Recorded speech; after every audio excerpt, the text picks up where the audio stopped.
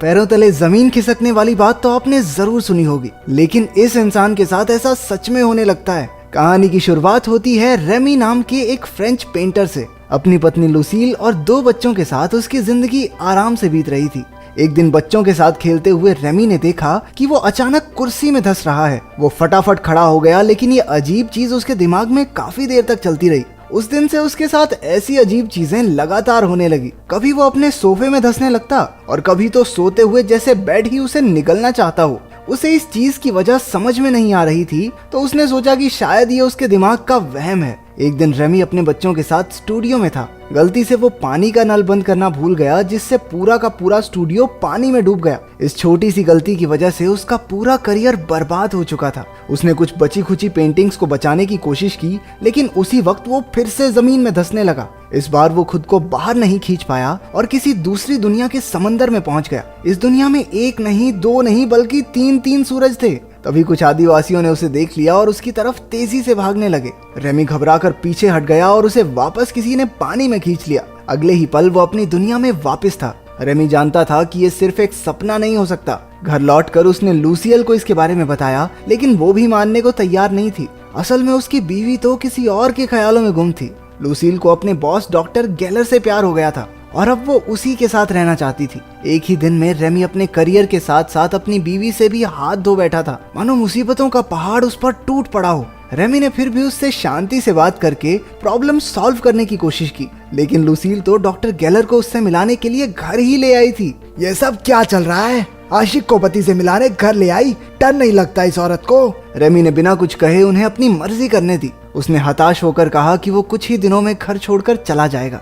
इसके बाद वो अपने परिवार के पास मदद मांगने पहुंचा। उन्होंने भी कुछ देर उसकी बात सुनी, लेकिन किसी ने ज्यादा ध्यान नहीं दिया। निराश होकर रेमी कॉफी बनाने के लिए रसोई में चला गया। एक बार फिर से अजीबोगरीब चीजें होने लगी। घर की बिल्ली अचानक हवा में ही जम गई। रेमी ने उसे पकड़कर इधर उधर घुमाया, लेकिन वो तो जैसे खिलौना बन गई थी। उसने अपने परिवार को आवाज लगाई, लेकिन उसे एहसास हुआ कि उसके आसपास की सारी चीजें थम सी गई हैं। समय एक ही जगह पर रुक चुका था। जमीन भी धीरे धीरे लिक्विड बनने लगी और रेमी एक बार फिर से उसमें धंसता जा रहा था। आंख खुली तो उसने देखा कि वो जंगल के बीचों बीच था। उसने आगे चलकर देखा कि कुछ आदिवासी एक जानवर को मारकर पका रहे थे। उसने उनसे मदद मांगी, लेकिन वो रेमी को ही अपना खाना बनाने के लिए उसके पीछे भागने लगे। रेमी भी अपनी जान बचाने के लिए ट्रेन की स्पीड से भागा। कुछ ही देर में वो एक गांव में पहुंचा और एक गुफा में जाकर छिप गया। तभी एक जोरदार शक्ति ने उसे वापस खींच लिया और वो धड़ाम से अपने घर में जाकर गिरा।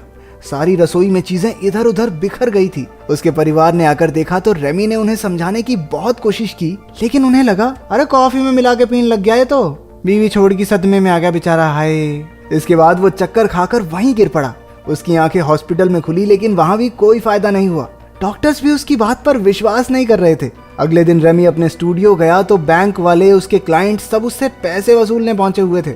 अचानक से उन सब ने बोलना हिलना बंद कर दिया। इससे पहले कि रेमी को कुछ समझ आता, वो फिर से जमीन में धंसना शुरू हो गया। उसने खुद को रोकने की काफी कोशिश की, लेकिन वो तीसरी बार दूसरी दुनिया में पहुंच ही गया। वो एक पेड़ पर एक टोकरी में बैठा था और सभी आदिवासी उसकी तरफ खुशी से देख रहे थे। ऐसा लग रहा था मानो वो सब उसी का इंतजार कर रहे हों। इशारों इशारों में उसे समझ आया कि वो सब उसे उड़ता हुआ देखना चाहते थे। 50 रुपए दिए हैं, जब तक ये उड़ेगा नहीं मैं घर नहीं जाऊंगा। रेमी ने भी जोश में आकर उड़ने की कोशिश की, लेकिन मुंह के बल गिरा। उन्होंने जबरदस्ती उसे एक हरे रंग का जादुई फल खिला दिया, जिससे अचानक वो एक दूसरे की बातें आराम से समझने लगे। फिर कबीले के सरदार ने उन्हें समझाया कि वो आखिर उनकी दुनिया तक पहुंचा कैसे। असल में सभी आदिवासी जोटैन नाम के एक भयानक राक्षस से परेशान थे। वो किसी को भी उठाता और मारकर खा जाता था।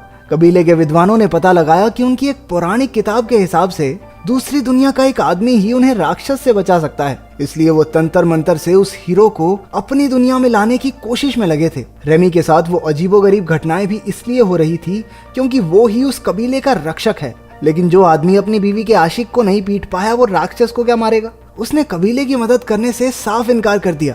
लेकिन आदिवासियों ने उसका मन बनाने के लिए उसे एक चट्टान से उल्टा लटका दिया। फिर उसे एक गुफा में रखा गया, जहां बैठकर उसे राक्षस से लड़ने का प्लान सोचना था। भूख लगने के कारण रेमी ने जैसे ही वहां रखा एक तरबूज उठाया, वो वापस अपनी दुनिया में पहुंच गया। इस बार उसने लोगों को अपनी कहानी बताई ही नहीं। वो जानता था कि कोई यकीन तो वैसे भी नहीं करेगा। इसके बाद वो एक लाइब्रेरी में जाकर अपनी मुश्किल का हल गूगल से पूछने लगा, लेकिन गूगल के पास भी इसका कोई हल नहीं था। अब उसने भर भर के प्रोटीन देना शुरू कर दिया ताकि वो ताकतवर बन के जोटैन को हरा सके। अगली बार वो दूसरी दुनिया में नए जोश के साथ पहुंचा। कबीले वालों ने उसे एक तलवार दी और जोटैन से बचने की तरकीब के बारे में पूछा। उसने सभी आदिवासियों को एक नए गांव में बसने को कहा और रास्ते में उनकी सुरक्षा करने का वादा किया। उनकी मान्यता थी कि जो भी गांव की सरहद के बाहर कदम रखेगा उस पर आसमान से बिजली गिर जाएगी। रेमी ने सबसे पहले सरहद पार करके दिखाई कि कुछ नहीं होगा और देखते ही देखते उसके पीछे सारा गांव चलने लगा। अब सबको यकीन हो गया था कि रेमी ही उनका हीरो है। कुछ घंटों बाद जोटैन के 2 आदमियों ने उनका रास्ता रोक लिया। उन्होंने सबको गांव लौट जाने को कहा, लेकिन रेमी ने उनका बहादुरी से मुकाबला किया और तुक्के से एक को तो मार भी दिया। कुछ देर बाद उन्हें खबर मिली कि जोटैन उनके कबीले पर हमला बोलने वाला है। अपनी दुनिया में वापस आकर रेमी ने युद्ध कला और इतिहास के बारे में किताबें पढ़नी शुरू कर दी। वो लड़ाई की टेक्निक्स और तरकीबों के बारे में पढ़ने और समझने लगा। उसे एहसास हुआ कि युद्ध जीतने के लिए लड़ने वालों में जोश जरूरी है। अगली बार जब वो उनसे मिला तो उसने एक जबरदस्त भाषण देकर उनमें अपने और अपने परिवार के लिए लड़ मिटने का जज्बा भर दिया। कबीले का हीरो होने की वजह से रेमी भैया को लड़कियों की कमी तो थी नहीं, लेकिन फिर भी वो किसी की तरफ आंख उठाकर तक नहीं देखता क्योंकि वो अभी भी अपनी पत्नी से प्यार करता था। कुछ देर बाद वो अपनी दुनिया में वापस आया और अपने बेटे के साथ थोड़ा समय बिताने लगा। जब रेमी कबीले में लौटा तो उसने देखा कि लड़ाई तो पहले ही छिड़ चुकी थी। वो लोग जोटैन की आर्मी से बुरी तरह हार रहे थे और लोगों को मरने से बचाने के लिए वो वापस उन्हें अपने ठिकाने पर ले आया। इसके बाद रेमी ने उन सबको आगे का प्लान बताया।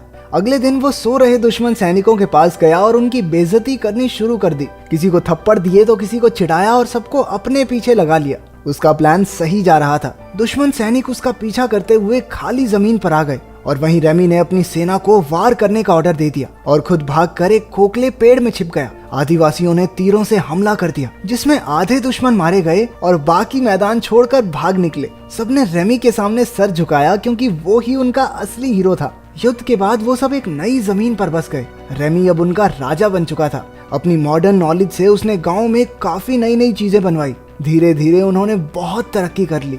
वहाँ रेमी को एक भगवान की तरह पूजा जाता और वो हर समय लड़कियों से घिरा रहता। वहाँ रहकर उसने एक मोनालिसा जैसी पेंटिंग भी बना दी। देखते ही देखते 6 महीने बीत गए और इतने समय से राजा रहने के बाद रेमी थोड़ा बदल चुका था।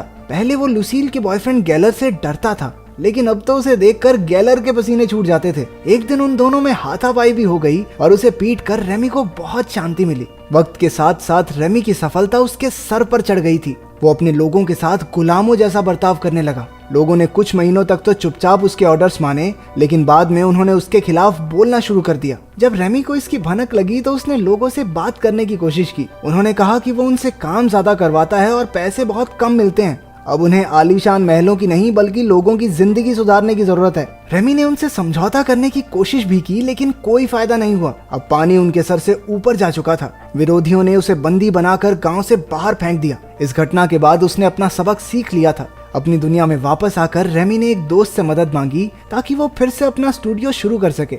उसने घमंड को अपनी जिंदगी से बिल्कुल निकाल फेंका। उसकी जिंदगी में डेल्फिन नाम की एक औरत आ गई और दोनों एक दूसरे को पसंद करने लगे। लेकिन जैसे ही डेल्फिन ने पहली बार रेमी को किस किया, वो एक बार फिर से दूसरी दुनिया में पहुंच गया। गांव के लोगों ने एक बार फिर से उसे बुलाया था क्योंकि मान्यता पूरी करने के लिए जोटैन को मारना जरूरी है। हालांकि रेमी इस सब में नहीं पड़ना चाहता था, लेकिन उन लोगों ने जबरदस्ती उसे जोटैन की गुफा में धक्का दे दिया। लड़ाई के दौरान ऐसा लगने लगा कि अब तो रेमी की खैर नहीं। उसने भाला उठाकर यूं ही कहीं भी फेंक दिया और वो सीधा जाकर जोटैन की छाती में लगा। राक्षस को मरा हुआ देखकर सभी खुशी से झूम उठे और आखिरी रस्म की तैयारी शुरू हो गई। असल में आखिरी रस्म ये है कि उन्हें रेमी को मारकर खाना होगा। जैसे ही रेमी को पता चला वो जान बचाकर जंगल की तरफ भागा, लेकिन जिस बुढ़े ने उसे तंत्र मंत्र से इस दुनिया में खींचा था, उसने एक तिलस्मी चीज को आग में फेंक दिया, जिसके बर्बाद होते ही रेमी कभी अपनी दुनिया में लौट नहीं पाएगा। वो जल्द ही पकड़ा गया और मरने ही वाला था, लेकिन भीड़ में मौजूद कुछ लोगों ने उस जलती हुई तिलस्मी चीज को उठाकर पानी में फेंक दिया। इसी वजह से वो वापस अपने परिवार के पास अस्पताल में पहुंच गया। लुसील और डेल्फिन दोनों वहीं मौजूद थी। जब डेल्फिन को पता चला कि उनका डाइवोर्स अभी फाइनल नहीं हुआ है, तो उसने फिलहाल रेमी से दूर रहना ही सही समझा। उसे मरता देखकर लुसील को एहसास हुआ कि वो अब भी रेमी से ही प्यार करती है और वो बॉस के साथ चक्कर तो उसकी बहुत बड़ी गलती थी। कितनी दोगली औरत है ये। लेकिन अपने सख्त लौंडे रेमी ने कहा, ओके दीदी बाय। उधर दूसरी दुनिया में आदिवासियों ने रेमी का बहुत बड़ा स्टैचू बनाकर अपने हीरो के रूप में उसे याद किया। आखिर में हम देखते हैं कि लुसील और रेमी एक बीच पर अपने बच्चों के साथ थे। उन्होंने एक बार फिर से एक नई जिंदगी की शुरुआत की। यहाँ अपना रेमी पिघल गया। तो तुम्हारे हिसाब से उसे लुसील पर भरोसा करना चाहिए या नहीं, कमेंट्स में जरूर बताना।